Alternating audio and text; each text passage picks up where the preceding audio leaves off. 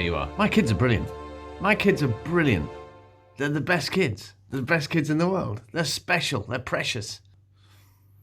Now, obviously, you're all going to say, no, that's not true. My kids are the best kids ever. And everybody thinks that about their kids. Except in my case, it's true. It's a selfish thing now, isn't it? It's a purely self-loving, self-involved thing that you look at your kids and you see elements of yourself and you think, oh, that's brilliant, that is. Or is that just me?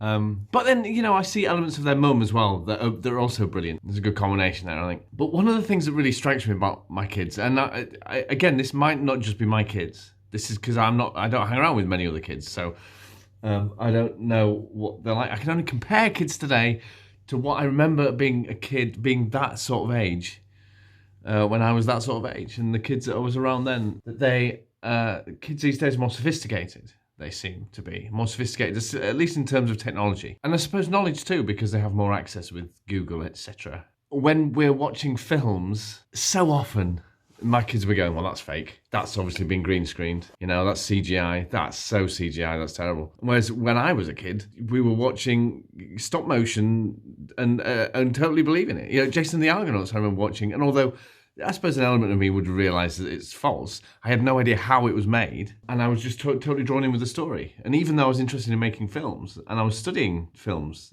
from quite an early age, I wasn't really looking at it as this is fake. And I think there's something interesting about that. Is that there's more information about how films are made available these days than there were early 80s. Also, my kids, of course, have the benefit of the fact that I am a filmmaker. They've been around green screen, split screens and other special effects. And not just special effects, but things about, how films are compiled and put together, how shots are. Me and my daughter watched Jaws about a year ago, because despite the fact that Jaws is kind of very scary, and when I first saw it when I was a kid, it scared the bejesus out of me.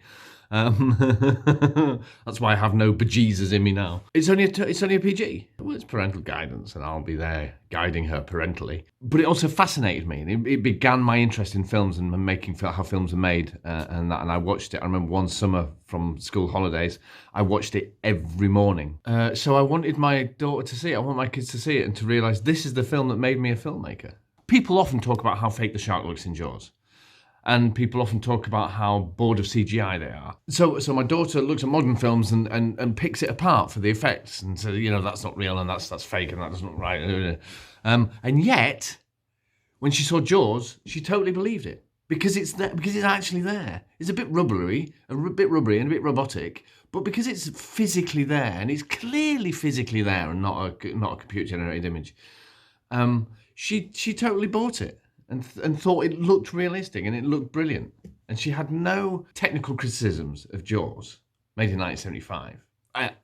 And yet, there's no film like Jaws, except Jaws 2 and 3 and 4. So I just thought that was an interesting thing, that my daughter criticises modern films for their bad effects, but doesn't criticise older films so much for their old-fashioned effects. I think there's something in that, because kids see kind of a truth in things, I think. And I think they, like us adults, they see just a massive falsity in the computer-generated world of movies now. That's me talking today about my exceptional children. And it's weird because I say that with irony, as if I don't think that. I do think they're exceptional, but I know every parent thinks that their children, well, maybe not every parent thinks their children are exceptional. But then I don't think it's just a parent and child thing. Many people think their friends are exceptional, and it's because you spend time where you get to know them. You know their depths, and you get to know more about them than other people do, and you know more about them than other people.